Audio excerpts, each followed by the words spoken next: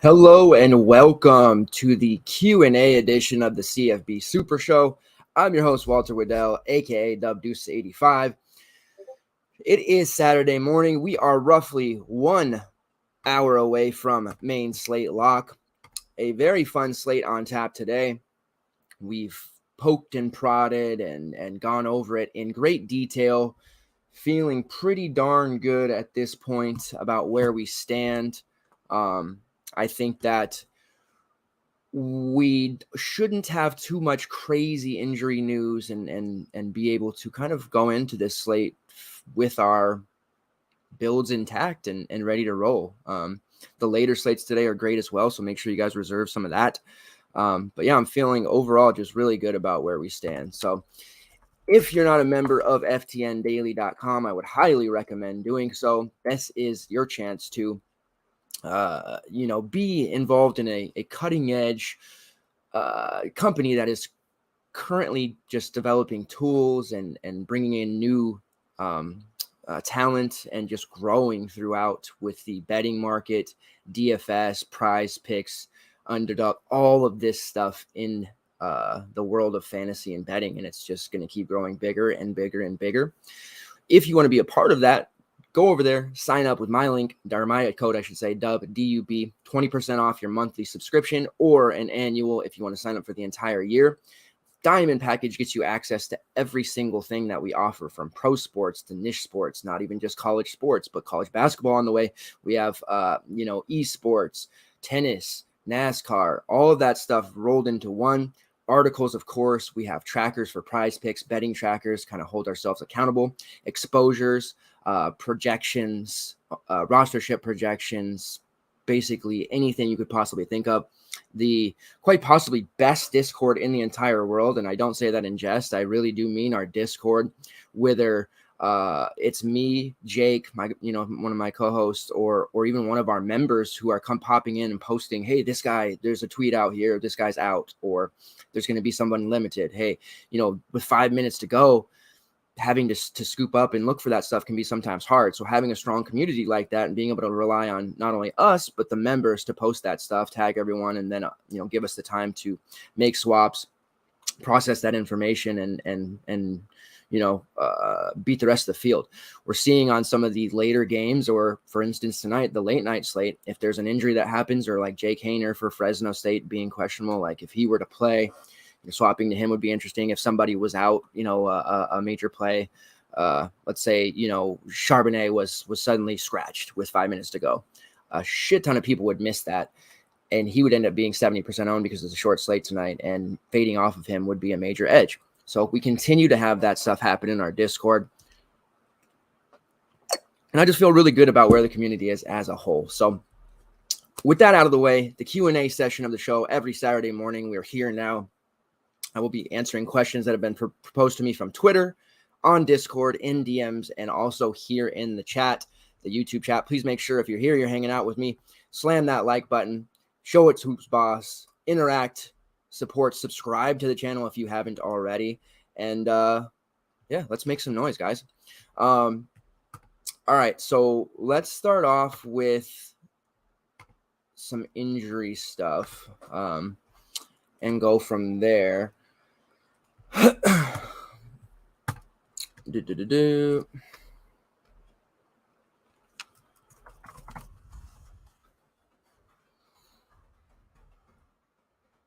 All right. So JSN for Ohio State, he is out, ruled out early, nice and early. So we don't have to worry about any, figuring out of that. It is something I wish would have come out later, closer to lock, but now we can see, and there's some prop opportunities to run to for them, Emeka Ogbuka, Julian Fleming, Marvin Harrison. I'm not necessarily all over this particular game. In fact, I have very little Ohio State for my main build, and maybe that's going to be a mistake. But I think that, with JSN out, it's very clear pecking order in terms of Egbuka and Harrison, with a little bit of Fleming dashed in there. Penn State's defense has been otherworldly, although they got curbed a while back. But I think they have the offense with Clifford to stay in. Their running game is strong enough. It could be close enough to keep Stroud's Heisman hopes alive. And I think, with Hooker on the tap today too, these two are battling it out for Heisman. We could see them lean into Stroud a lot. It wouldn't surprise me to see like a 405 performance. So not having him is definitely nerve-wracking for me, but I am really sticking to my guns here and playing the value/cheaper tier of quarterbacks, which hasn't necessarily worked out lately. The last 2 weeks we were high on Pratt. He was very mediocre. We were high on Rourke. He was very mediocre, and that's where we stand with it. So I'm going right back to the value, guys. What's the matter? Okay, go. Go knock on the door. It should be unlocked. Sorry, guys. You got kids, and sometimes this happens. All right. Anyways, at running back, I'm still feeling pretty strong about the group of Chase Brown, Mo Ibrahim. They're both supremely underpriced. I think that Tank Bigsby is not trending high enough owned. He is a very, very strong play in all formats, in my opinion. I've gone over it in great detail, but Arkansas has just been giving it up to quarterbacks, running backs. Just they haven't been a very good defense, fantasy friendly wise. They're just getting pelted. And Bigsby, I think, flashed last week how strong he could be. People forgot, and he's able to kind of bounce back and perform again here. So still strong with that group. At wide receiver, it's obviously Xavier Hutchinson. I think Mayer is going to be very popular again. I am personally looking very, very heavily at the Cal receivers and Brock Bowers. I think that Brock Bowers, we have to be strategic about when we use them. It has to be in games that are either going to be close or, a good passer-friendly matchups where he's going to get involved, and he does run the ball as well. They are favored multiple touchdowns, 21+ against Florida, but I think Florida can at least keep this close enough in the first 3 quarters where Bowers is actively involved. It is a bit of a high price, 6'6". He hasn't performed over the last 3 games. His best game out of the last 3 is 5 catches for 66 yards. Hasn't been involved because they blew the doors off Vanderbilt, blew the doors off Auburn. Missouri game was closer than they thought it would be, and he ended up being somewhat involved. Kent State, way closer than that it'd be. He rushed 2 for 77 and 2 touchdowns. I just like him to score. Like, if you can find an anytime touchdown prop on him, I think it's minus 250 on Boyd. I know that's a little high. Throw it in there with some other thing to make a parlay, but I like his anytime touchdown. I like him to bounce back. I think we see, something like a 5-catch, 80-yard performance with 2 touchdowns as his kind of floor ceiling combination with upside for much more. I think Bowers is going to get it done. 3 straight games of down performances. They won't let that happen again. It's just about Brock Bowers' season here with bowl season coming up, in a matter of, a month or 2, which is going to fly by. But it's a preview of what that is. Last year, we waited till very late in the season to unleash Bowers. He was very good to us. I think we can run him today and feel pretty good about it. So I'm there. Where am I going to get the value to maybe fit him? I'm looking at Maven Anderson sitting there at 3.5 for Cal. You can also look at 3.1 for Mason Starling, who after making his debut in week 7, he's been pretty solid. 7 catches in all, 70 yards. Been actively involved at 3.1, but I'd rather, if you can find the 400, to go to Maven Anderson. He's been way more involved. Even if Jeremiah Hunter is going to be healthy today, I like Anderson. 7+ fantasy points in 3 of his last 5. He's in a matchup against Oregon where defensively they're just not up to par. They're, a very offensive team. They've been an elite D in the past, but I think they're going to be able to do some things here. Cal will keep it close. I went over why and how Cal is just a covering machine against the spread at home the last 2 or 3 years. And I have a lot of confidence here. I'm not really big on the cheap receivers this week, but I am looking to use Maven Anderson if it means I'm able to go up and get Brock Bowers, who I'm extremely high on. So we'll see how that works out. All right. So getting to some questions here, and I'll just wait for injury stuff to come in as well. Chase asks, favorite cheap running back. So running back for me is a very balanced position. Like I said, Chase and Mo are really underpriced by a lot. As far as anyone going cheaper than that, Probably would say, I don't know how cheap you're looking, but one of the Florida State guys, Treshaun Ward, is not warming up for Florida State. So you have Toa Philly there sitting at 3.9K. Certainly an option. Trey Benson sitting there at 4.6, a little bit more. Georgia Tech's going to get, pretty pelted. Toa Philly and Benson contribute a little bit in both aspects of the game, running and receiving. Toa Philly more so as a receiving, pass catching, and running back, whereas Benson's more of a bowling ball, short yardage guy. He was top 5 in broken tackles for quite a while this season. I don't know if he's still there. And then the other cheap guy to look at is Sam Brown of Rutgers, although at Minnesota is a really tough situation. He is stone min price on DK at 3K. So if you're getting, 10 fantasy points out of him, you're certainly going to feel okay about that. Probably more of a GPP selection unless you're fading Mo Ibrahim, then you can certainly look at it. I think Rutgers is one of those teams like Cal where they're able to keep games a little bit close, although I'd prefer them at home as opposed to on the road. So to answer that question, I think it's probably Toa Philly or Benson as my favorite. With that being said, though, I'm really going balanced in terms of my running back spots, and Mo, Tank, and Chase Brown are probably my 3 favorites. So riding or dying with them, chalk all the way on Chase Brown, semi-chalk on Mo Ibrahim, and Tank Bigsby to the moon at lower ownership. Speaking of ownership, rostership, let's do a aggregation here and see where we stand on the top 5 highest rostered quarterbacks per the 3 sites that I look at, and then I add a little bit of my own stuff to the mix. I have the most rostered quarterback, looks like KJ Jefferson. This is on DraftKings, of course. 6.3, that's a big misprice. Going up against Auburn. I do have, a slight hesitation about jumping all in on him here, but Auburn's defense has really sprung a leak in conference play, and I think that he does enough with his legs and has shown enough as a passer lately to really warrant being that heavily owned guy. Second may surprise, and it's Robbie Ashford. It's not necessarily my play, but in that same game going against Arkansas, again, Arkansas has been getting just blitzed by running backs, blitzed by quarterbacks. There has been a great deal of scoring. That BYU Arkansas game recently, Jaron Hall threw for 356 and 3. He didn't do much on the ground. He did rush for 23 yards, but, Ashford has that in his bag. We saw Will Rogers throw for 406 and 3 against the Hogs. Bama, it was a pretty light game for Bryce Young, but Jahmyr Gibbs rushed for 206 and 2. That's some element to the game of Ashford and Tank Bigsby there that I think we could definitely see some damage with. And then as far as the running backs go, we've seen, Shane crush them. We've seen Gibbs crush them. We saw Dylan Johnson crush them. So that's why I like Tank here, but Ashford is pulling a lot, and that's because he's so cheap, can do damage with his legs and doesn't have to do a whole hell of a lot to pay off. After that, it looks like Hunter Dekkers has risen quite a bit since yesterday. Dekkers is my number 1 quarterback on the slate. Been talking about that since Wednesday, Thursday. Haven't wavered a bit on him. Oklahoma's defense is very unsavory, very porous. You can definitely crush them any way you want. Offensively, Dylan Gabriel back, that helps. They're going to be able to score. It's going to force Iowa State to really kind of step on the gas a little bit. The Cyclones defense has done a good job. They kind of slowed Texas in the second half of their previous game. I think we could see a similar scenario happen with the Sooners, but Cyclones at the end of the day are going to have to score points. They're going to have to put up 21 plus. I like the total over 55 is what it was the other day. I like the money line betting the Cyclones, and I like Hunter Dekkers here at 5.3 on DK. I'm taking him over Robbie Ashford. That's me. That's my line in the sand quarterback, pick.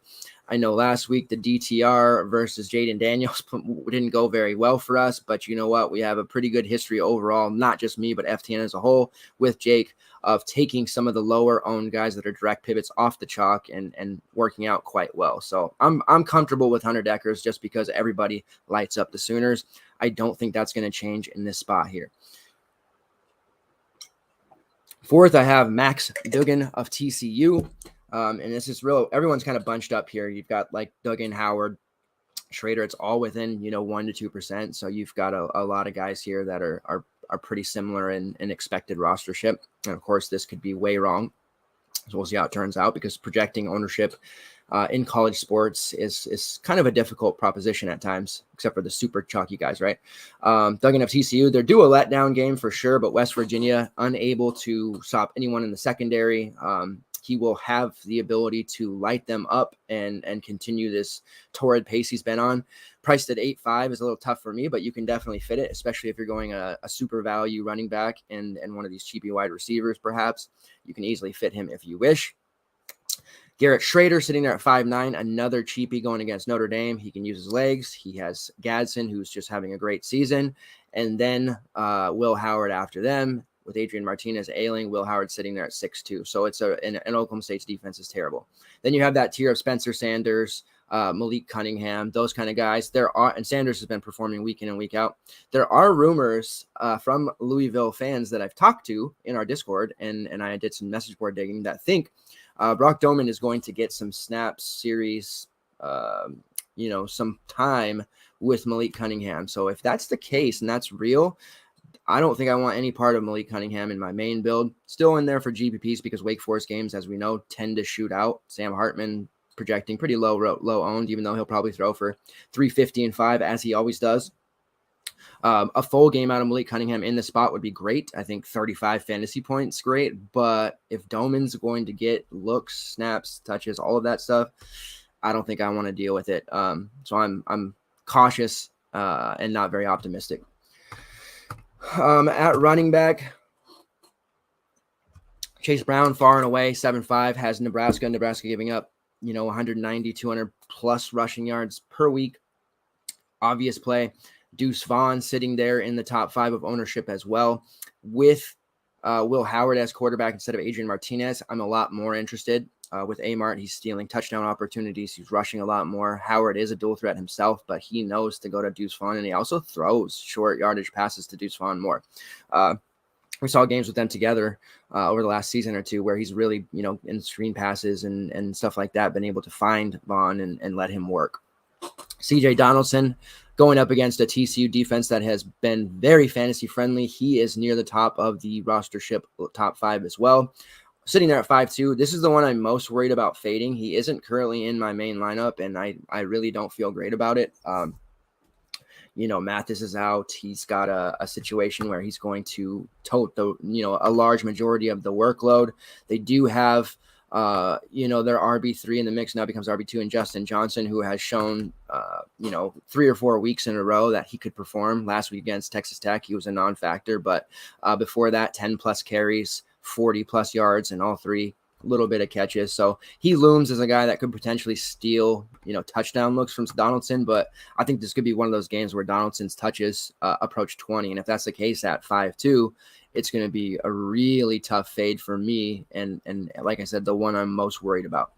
And yeah, Mo Ibrahim at 7.3, again, always priced at 9K over. It's not a great spot against Rutgers, but heavy volume. He's pushing back towards the 30 plus touches we're accustomed to. Trey Potts is, getting healthier, will factor in, but Ibrahim is just a monster. And if I can get him at 7.3, I think it's one of those situations like a couple weeks ago with my guy Zach Sharps against Utah, where he was underpriced and the Utah run defense was good, or at least the industry thought so, and he ended up crushing. So sometimes DVP is one of my priorities, but at other times a player of Mo Ibrahim's caliber priced at this level is just a no-brainer to use, I guess. And then it wraps up with Toa Philly and Samuel Brown, so that cheapie there.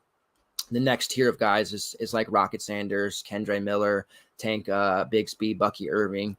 Kind of take your pick. They're all kind of spread out there, but obviously I'm very high on Tank. And then a wide receiver, Xavier Hutchinson, the possibly highest owned on the entire slate at all positions. You just continue to play him. Heavy targets. He has 100 targets through 7 games. Getting that Oklahoma squad, playing Hunter Deckers with him makes all the sense in the world. That pairing should be great. I am seeing a lot of Michael Mayer there, second highest owned, obviously 5'6". He's the only one in Notre Dame that you can really count on. It is a tough matchup against Syracuse secondary. There's some noise issues there on Syracuse home field. So I'm a little bit, cautious with him, I think, this week. He'll still perform because of the targets, but I don't know if it's necessarily a slam dunk. Then you have Quentin Johnson, people riding that TCU, the Duggan QJ situation. Then you have the next tier, which is Ohio State guys, Egbuka, Marvin Harrison, no JSN. That's a no-brainer, right? And then J. Michael Sturdivant, the man from Cal who had a big game against my Huskies, sitting there at 5-2. Really like him quite a bit. I'm personally leaning into Maven Anderson just a little bit.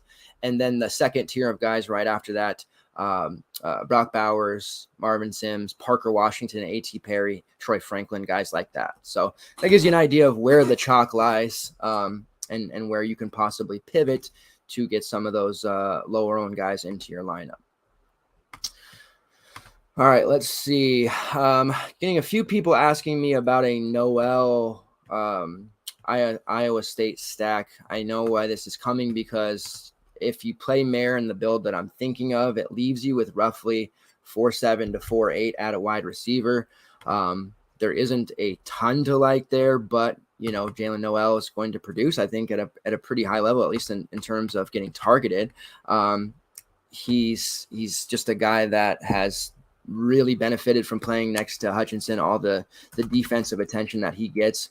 4.6 for him is fine. I think a triple stack of Iowa State is going to be a lower owned, more unique move, because people don't think of them as an offensive juggernaut and still struggling. Like every week, we don't see the high ownership against Oklahoma, and he'll probably come in a little bit, sub 8% type of thing.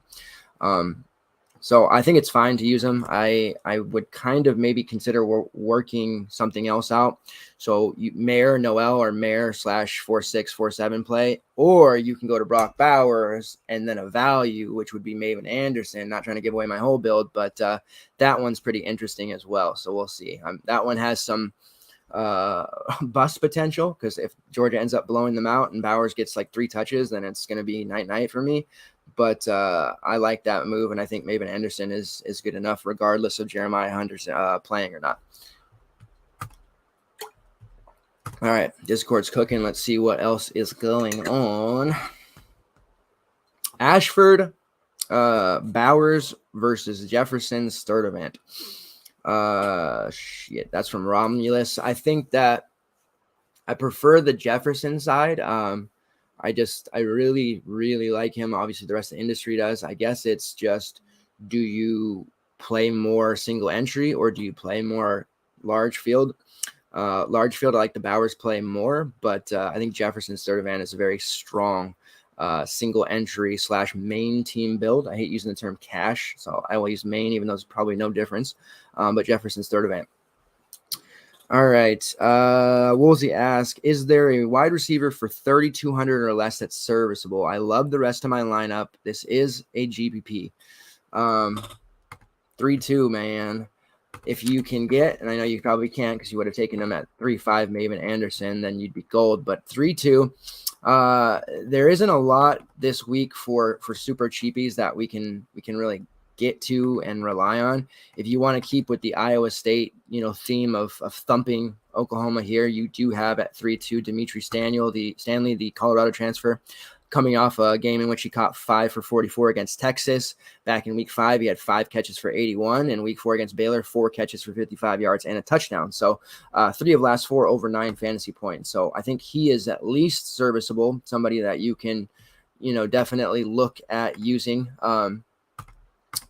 There is obviously bust potential, but you don't need a lot there from him.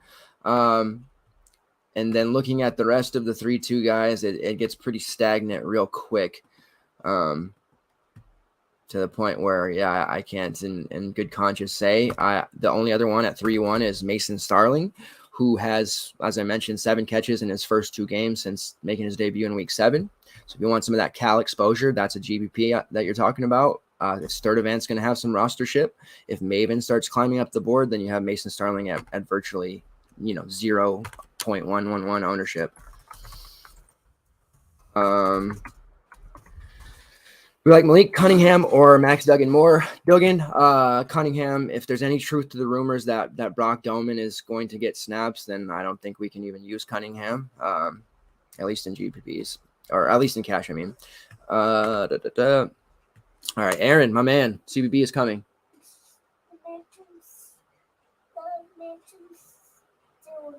Okay, you're going to have to wait, sweetie. So Fleming, KJ, or Egbuka, Ashford for cash. I would lean the Egbuka side there. That's just because blocking the Ashford ownership, but I like KJ way more than Ashford. I just trust Egbuka more. So it's just a matter of, do I think Ashford is going to be able to get within 5 to 10 points of KJ? Definitely possible. But Egbuka is the number one receiver out of Ohio State today for me, easily. And yes, I'm glad you said that. CFB is coming. We have Aaron, I don't know if you saw, but in front of the paywall, free CBB preview show starting Sunday night. That is tomorrow.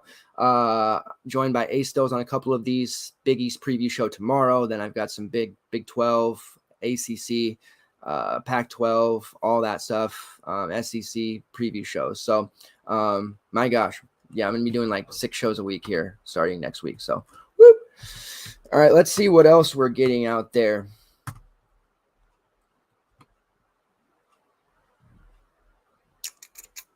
A lot of people asking for that for a cheapie, and I just don't know if it exists. I mean, Starling and Dimitri Stanley. If you can get up closer to like the 5K range, 4.8, you have Landers there, which might even end up being a little high price because of his volatility. Oklahoma has a few cheapies like Willis sitting there at 4K, but I mean, that's just super highly volatile, of course.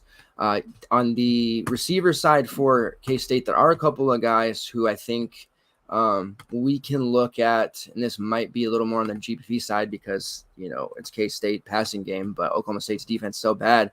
But, Phillip Brooks, 4.8, Malik Knowles, 4.5, Cade Warner, 3.6. Like, there's some decent GPP looks here where I think that we can get a cheapie in and possibly strike a little bit of gold here, especially in lineups where you do use Will Howard.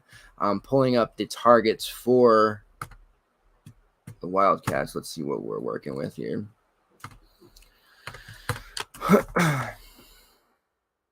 We're just about 30 minutes from locks. We're making great time. All right, so Phillip Brooks, 39 targets. Malik Knowles, 34. Cade Warner, 25. And then you have Deuce Vaughn, 4th with 23. The tight end, Ben Snow, with 16. So you're getting some pretty highly targeted guys here in a fantastic matchup at basically no ownership. I actually like them, each one of those guys, better than Landers. I know I get this question all the time. Guys coming over from NFL. I need a pairing partner for my quarterback. What can I do? I did write specifically into the article Matt Landers because I know people are going to want somebody with KJ Jefferson, although because of his rushing ability, it's not a requirement.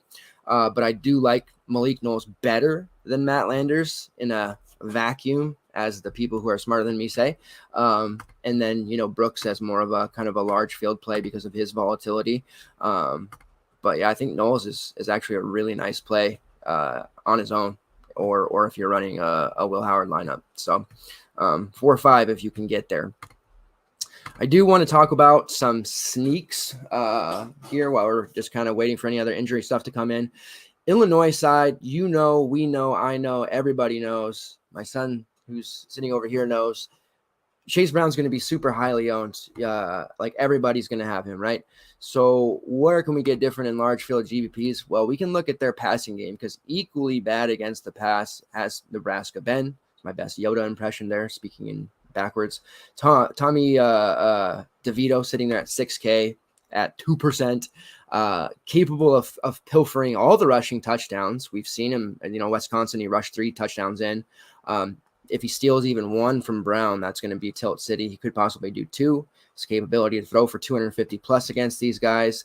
Having him and then running it back with Juice Williams, who's a little spendy at 5'8", Pat Bryant, who's at 5'4", or Brian Hightower at 4'6" is a really interesting move for the large field. Like I could see those guys, 2 to 3 touchdowns from that group, and then all of a sudden Chase Brown, maybe they keep him under 150 somehow, yardage, no scores, and all of a sudden it's like, wow, I'm jumping all these Chase Brown lineups because I decided to play Pat Bryant, who caught a touchdown and went for 100 yards. Target wise, Juice has an enormous lead for the team, 59 targets. Pat Bryant with 37, Brian Hightower with 34, Casey Washington 17, Chase Brown 17. And then the tight end who has the all cool name, Tip Ryman, 14 targets, 751 and a touch. If you really want to go super psycho and dig deep for a target. So I like the Illinois mini stack for the passing side because nobody's going to do it, but Nebraska is just getting whooped regardless of coaching changes and philosophy changes, right? And I think DeVito has a chance to do some damage here. Maybe not the 404 like Aiden O'Connell threw, which was pretty ridiculous, but maybe something like a Connor Basilic special, or even Kyle Van Treese from Georgia Southern threw for 401 against them, and rushed for a touchdown. From DeVito, I think he rushes for one today. He throws for 250 and scores one passing touchdown. But if he gets a second one, it could be really, really interesting. So that's one of the primary sneaks that I'm looking at there for GPPs. And then also looking heavily at Georgia, because I don't think people are looking to do anything in Georgia games. And when I say heavily, I mostly mean Brock Bowers, but there's also some potential here for McConkey at running back, depending on that Milton situation. We could have a cheapie in Dwan Edwards at 4-1. So something to kind of look out for there as well. Florida Gators running defense has been kind of hit or miss at times. So possibly another sneak there as well. I don't think Amart is confirmed out. Somebody asked that in the chat, but definitely not trending well. Let's see if there's any updates since we went on the air. No, it's just still a true game time decision, so we'll have to wait. From what I saw, it sounds like he's pretty much trending doubtful, but if they leave it to him or the player, of course, he's gonna put himself in. So it's a weird situation. It's one of the reasons why Deuce Vaughn's not as high on my priority list as the rest of the industry, because I just flat out don't love what I see out of Deuce Vaughn when Amart's on the field, because he's not giving him the ball as much as he should be. So we'll see. True game time decision. We'll be on it as long as the beats don't pull what Utah Utes beat writers did. And I hate to trash on them, but my God, what did they do to us the other night with this running back's warming up, now he's not. Now this guy's warming up, now he's not. Oh, by the way, we're 6 minutes past lock, and Cam Rising has a penny on, so he's not playing. What? How is that even possible? You don't notice that he has a penny on during warmups and it's not playing. But whatever. So hopefully you can avoid that situation. If you're playing college basketball, be aware the same beats cover the basketball team as well. So we're in store for a great, fun, hilariously tilting season with Utah Utes. Let's talk about some PrizePicks and some betting stuff here while we're just waiting to see if any other news pops up. PrizePicks has been good to us most of the season. Our man Jake has been hitting some big ones. Again, I will mention, you really want to take a look at what we post on Tuesday night, Wednesday morning, because the board does change often. And you'll have something swing 5 to 6 yards one way, a couple of points the other way. So you really want to get that best possible number there by checking us out earlier in the week and getting it done. Tank Bigsby sitting here at 62.5 rushing yards. Pretty sure that was lower, right? That was like 56.5 yesterday.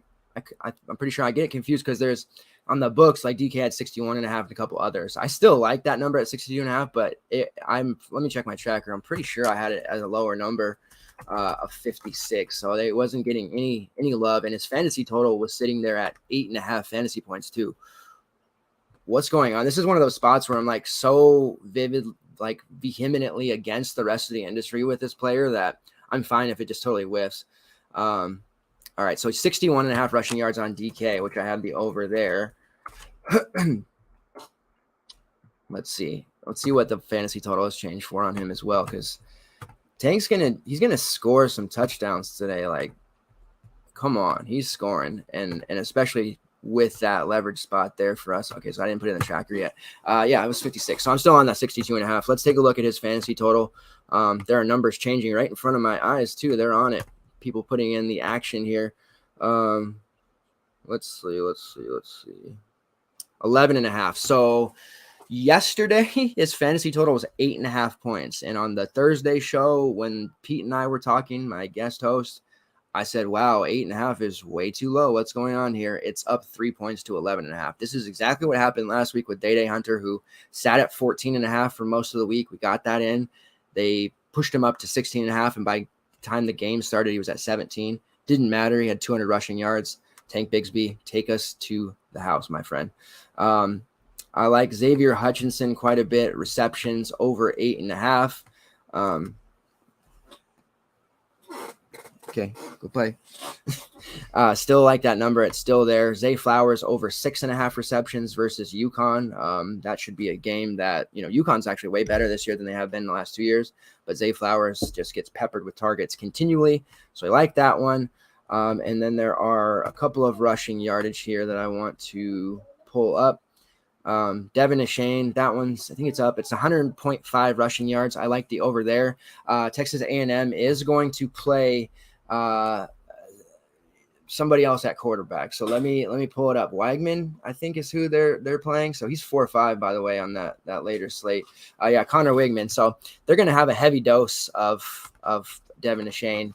Over 100.5 rushing yards is definitely the move there.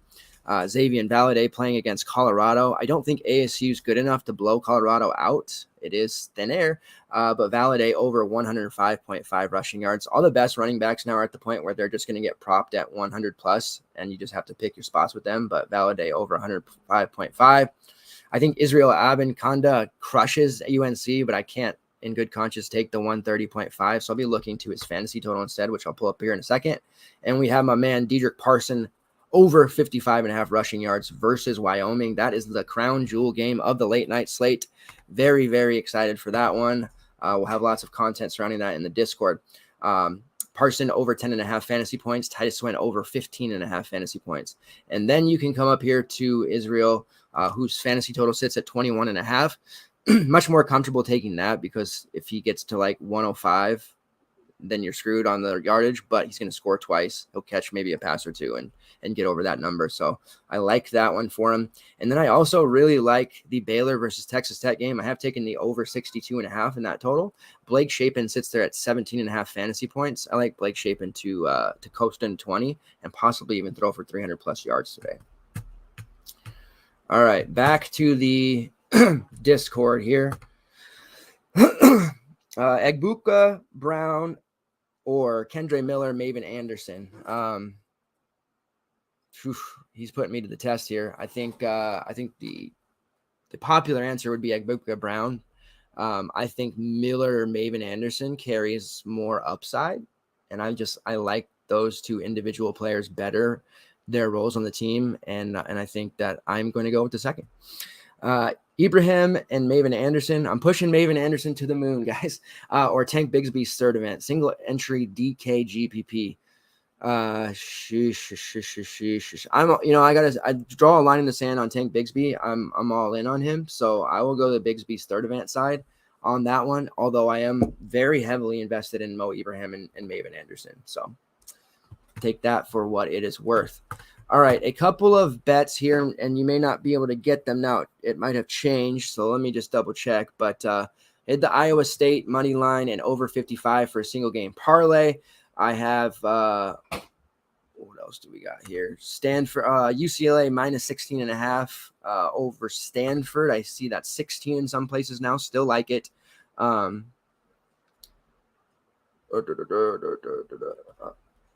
okay. And then Syracuse. Did that really change? Whoa, let's see that real quick.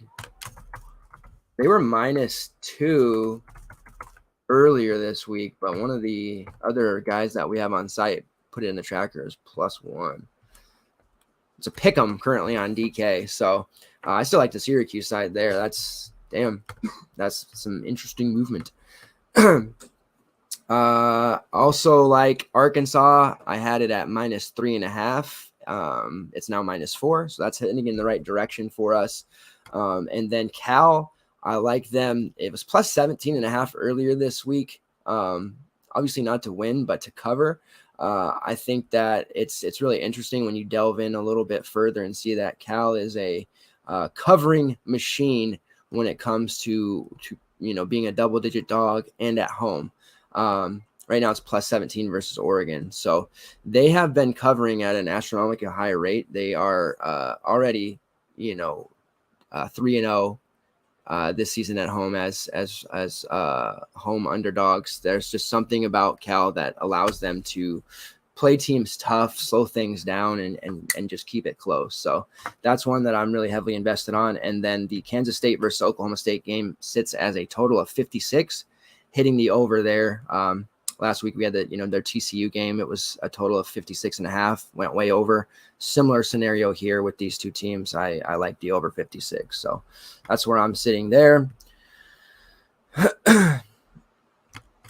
All right. In my non-tank Auburn lineups, do you prefer pairing Ashford with Johnson or Shanker?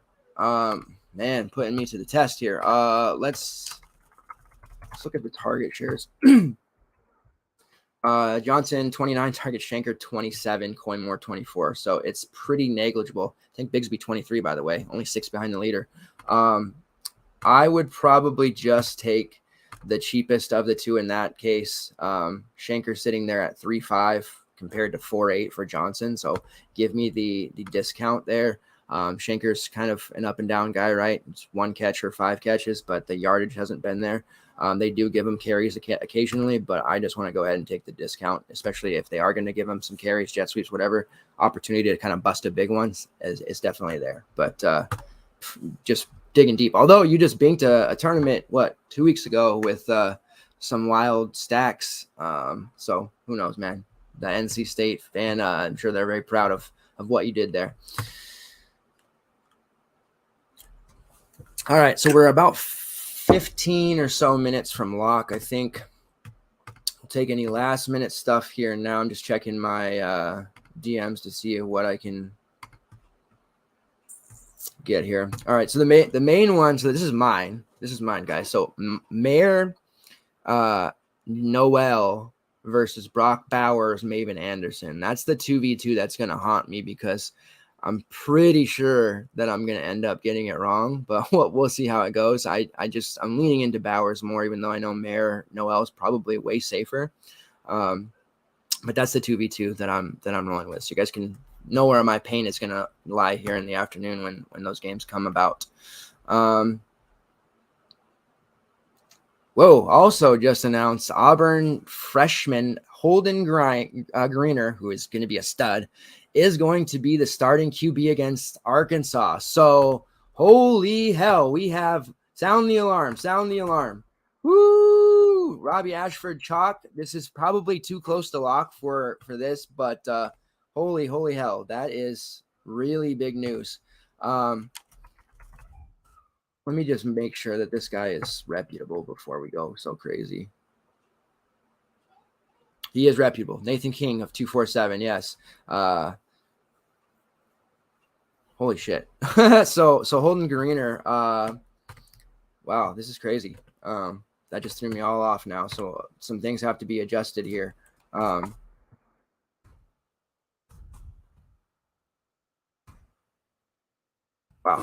that's big. That tells me even more. Tank Bigsby is going to be super involved. They're gonna be leaning into him to kind of protect the youngster. Holden is definitely going to be a good player in the future. I know in his only appearance this year it wasn't good, but give him a break. He's min priced at 4.5 for those of you that are willing to take a shot there in GBP. We have cheap enough quarterbacks already, although we had Baron Morton, a cheap quarterback, come into a situation like this for Texas Tech a couple weeks ago, and he shattered the slate. So, but all this does is serve to me to make my Tank Bigsby play a lot more exciting. It is a bummer that 15 minutes to lock this news drops. Would have much preferred this to be closer because people are going to be able to adjust. I bet Tank's ownership is going to come up a little bit, and I wonder how many people are going to miss this and still stay on Ashford. This is where I'm hoping people, stayed on the, made a lineup, got drunk last night, and then just sleep in.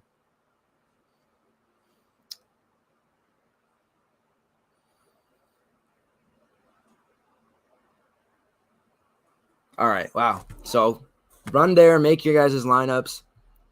Because that's wild.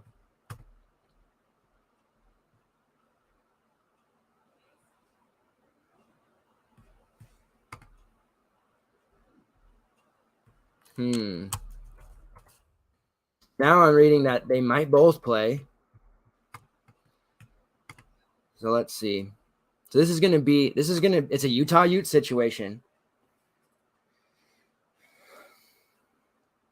It's a Utah Ute situation because now we're getting beats who are contradicting each other. There's two saying the opposite of each other. Now Nathan says that Auburn has officially announced Holden Gariner as a starter, but Robbie Ashford is taking first-team reps and warm-ups and has for the past hour. So at this point, now he's changing his tune, saying he'll believe it when he sees it until Gariner takes a snap with the first team. Here we go.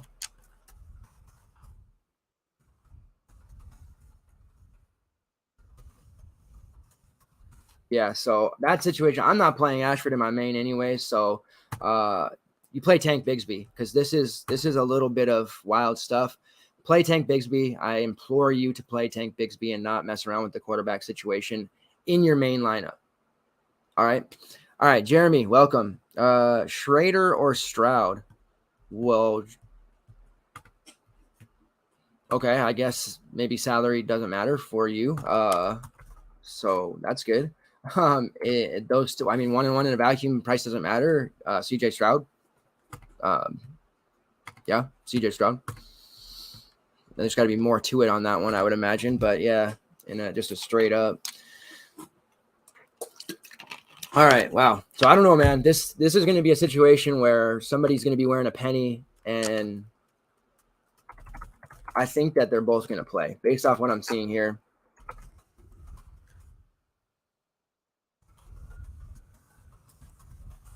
Sounds like they're both going to get in on the action. So all I can say is I hope Ashford is still going to be 35% or more, and they split. I think that's our best case scenario. Worst case is Ashford plays the whole game and steals all the touchdowns from Tank. So we'll see what happens here.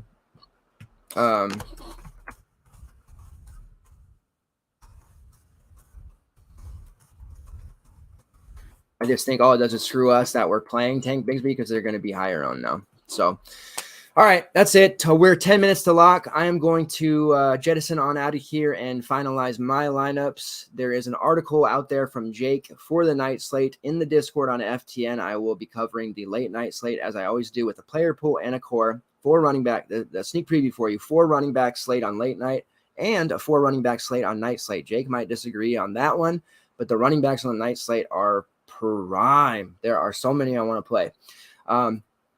Also, Sunday night college basketball preview show starts, so make sure you're on the channel tomorrow, 9 p.m. PST, covering Big East with my man A Stills. College basketball season less than 10 days away. Thanks, guys. Good luck today. Let's all kick some ass.